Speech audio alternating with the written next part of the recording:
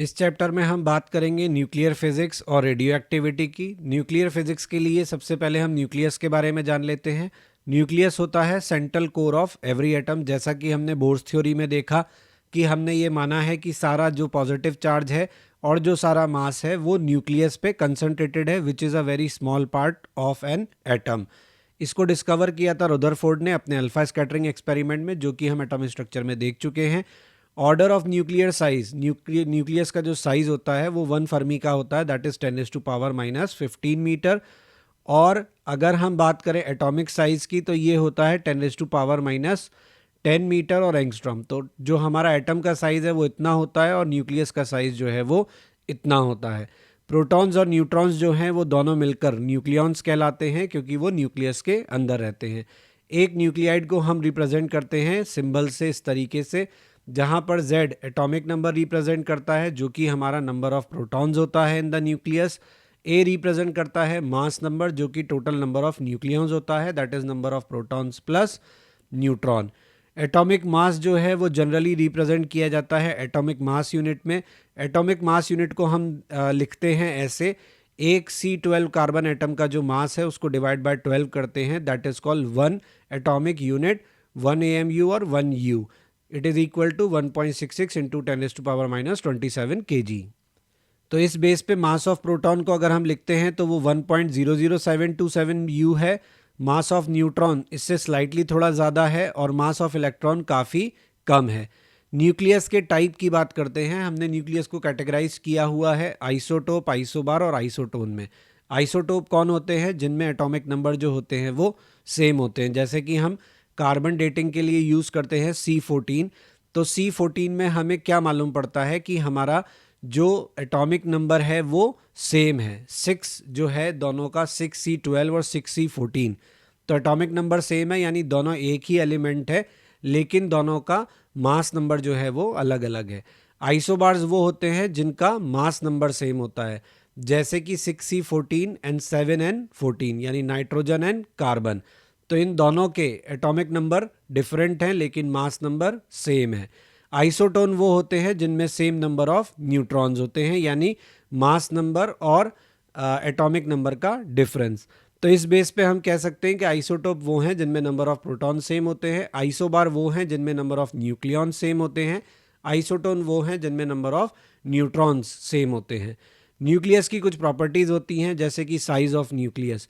तो radius of nucleus दिया जाता है R0 a⁻1/3 से, जहां a हमारा मास नंबर है और R0 एक कांस्टेंट है जिसका वैल्यू 1.2 फर्मी होता है। 1 fermi is equal to 10⁻⁻15 metre. Volume of nucleus है वो प्रोपोर्शनल टू ऑब्वियसली R³ होगा, क्योंकि हम एटम को स्फेयर मानते हैं। तो वॉल्यूम क्या हुआ? प्रोपोर्शनल टू मास नंबर हो गया on the basis of that. अगर हम मास ऑफ न्यूक्लियस की बात करें तो मास ऑफ न्यूक्लियस जिसका कि मास नंबर A है, कितना हो जाएगा? A into mass of proton, क्योंकि हम लगभग कह रहे हैं, नॉट एग्जैक्टली हम ये कह रहे हैं कि आप mass of proton into number of proton plus mass of neutron into number of neutrons करें। हम सिंपली ये कह रहे हैं कि आप इसको इक्विवेलेंट लिख सकते हैं, mass number into mass of proton के, क्योंकि हमारा जो मास ऑफ प्रोटॉन है वो ऑलमोस्ट इक्वल है मास ऑफ न्यूट्रॉन के, ऑलमोस्ट। डेंसिटी ऑफ न्यूक्लियस जो है वो एक कांस्टेंट क्वांटिटी है, यानी सभी न्यूक्लियस की जो डेंसिटी है वो सेम रहती है। इसका मतलब डेंसिटी जो है वो इंडिपेंडेंट ऑफ मास नंबर है, छोटा हो या बड़ा हो, भारी हो या हल्का हो।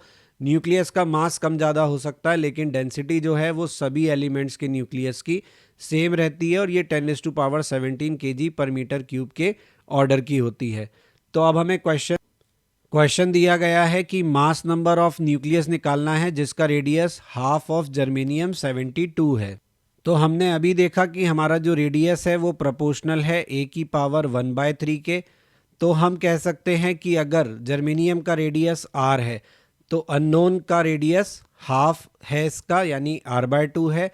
जर्मेनियम का यहाँ पे हमें मास नंबर दिया है 72, अननोन का मास नंबर मान लेते हैं A, ये पावर हो गया 1/3।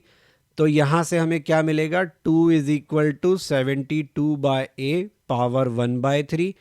दोनों तरफ क्यूब करने पर क्या होगा? ये 8 इक्वल टू 72/A तो ए का वैल्यू कितना आ जाएगा 9। अब हम बात करते हैं फोर्सेस की जो किसी भी न्यूक्लियस के अंदर एक्ट करते हैं। तो 3 तरीके के फोर्सेस हैं जो न्यूक्लियस के अंदर एक्ट करते हैं बिटवीन न्यूक्लियॉन्स। इनमें से 2 फोर्सेस के बारे में हम पहले से जानते हैं। वन इज ग्रेविटेशनल फोर्स जो कि इन तीनों फोर्सेस में सबसे वीक नेचर का है। इलेक्ट्रोस्टैटिक रिपल्शन फोर्स जो कि केवल प्रोटॉन प्रोटॉन्स के बीच में काम करेगा। न्यूट्रॉन तो न्यूट्रल पार्टिकल होता है तो वहाँ पर ये काम नहीं करता, ये ग्रेविटेशनल फोर्स से स्ट्रॉन्गर होता है। तो इलेक्ट्रोस्टैटिक रिपल्शन फोर्स बड़ा है, ग्रेविटेशनल फोर्स अट्रैक्शन फोर्स छोटा है।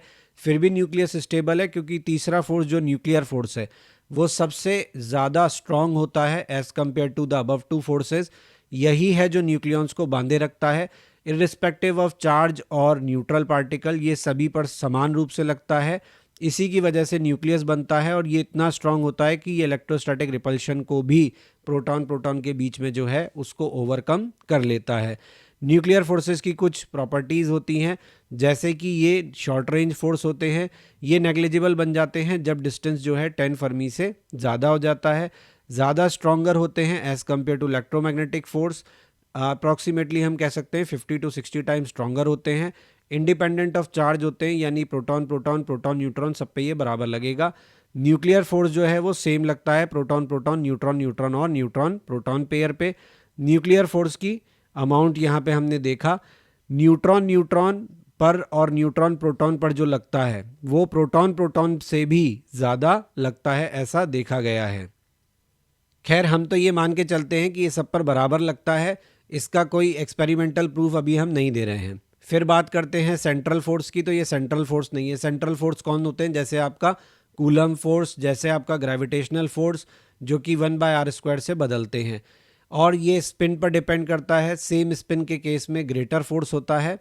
अब हम बात करेंगे आइंस्टीन मास एनर्जी इक्विवेलेंस की after knowing about the forces and the basic structure of nucleus. Einstein का मास एनर्जी इक्विवेलेंस रिलेशन क्या कहता है? E is equal to mc², very well known, हम जानते हैं। जहां E टोटल एनर्जी है एसोसिएटेड विद मास m और c² जो है वो कन्वर्जन कोफिशिएंट है, यानी कि मास को एनर्जी में बदला जा सकता है, एनर्जी को मास में बदला जा सकता है और बदलने के लिए c² एक कन्वर्जन कोफिशिएंट का काम यहाँ पे करता है। ये रिलेशन इंपॉर्टेंट है क्योंकि इससे हम मास डिफेक्ट निकालेंगे। What do you mean by mass defect? तो हमारा जो न्यूक्लियस होता है उसके 2 मास होते हैं, एक होता है थ्योरेटिकल मास और होता है एक्चुअल मास। तो थ्योरेटिकल मास तो होता है कि भाई आपने प्रोटॉन का मास लिया, नंबर ऑफ प्रोटॉन से मल्टीप्लाई किया, न्यूट्रॉन का मास लिया, नंबर ऑफ न्यूट्रॉन से मल्टीप्लाई किया, तो थ्योरेटिकल मास ऑफ न्यूक्लियस आपको मिल गया। पर जो एक्चुअल मास देखा गया है वो इससे कम होता है, यानी कुछ ना कुछ मास का डिफेक्ट है। तो ये जो मास का डिफेक्ट है ये क्यों है ये हमें बाइंडिंग एनर्जी से पता चलेगा, बट मास डिफेक्ट ये है। तो हम ये कहते हैं कि अगर m मास ऑफ एटम अगर हम कंसिडर करते हैं, अच्छा ये तो न्यूक्लियस के लिए है, अगर हम यहाँ पे मास ऑफ एटम कंसिडर करते हैं तो उस केस में हमें क्या करना होगा? इलेक्ट्रॉन के मास को भी कैलकुलेशन में इन्वॉल्व करना पड़ेगा। वैसे ऊपर वाली इक्वेशन हमारे ज़्यादा काम आती है। फिर बात करते हैं बाइंडिंग एनर्जी की। बाइंडिंग एनर्जी दिया जाता है डेल्टा m c² से, जहाँ डेल्टा m हमारा मास डिफेक्ट है। इसकी वैल्यू हमेशा पॉजिटिव होती है। न्यूमेरिकली ये इक्वल होता है energy equivalent of mass defect for equal to the energy liberated when it was formed. तो ये वो अमाउंट ऑफ एनर्जी है जो न्यूक्लियस की फॉर्मेशन के टाइम रिलीज कर दिया गया इन फॉर्म ऑफ मास। हमारा जो मास डिफेक्ट आता है उसकी एक्सप्लेनेशन ही यही है कि मास डिफेक्ट आता है क्योंकि उतने मास का जो लॉस है वो इसलिए हुआ because some part of energy was released, और उस एनर्जी लॉस के कारण ओवरऑल आपका जो एटम है उसकी बाउंडेड एनर्जी क्या आती है? नेगेटिव। इतनी पॉजिटिव एनर्जी दोगे तो आपका न्यूक्लियस जो है वो डिवाइड हो जाएगा, वो अपने कॉन्स्टिट्यूएंट पार्टिकल्स में बट जाएगा, यानी इतनी एनर्जी की डेफिशिएंसी है। ये एनर्जी जो है ये रिलीज कर दी गई in form of mass defect.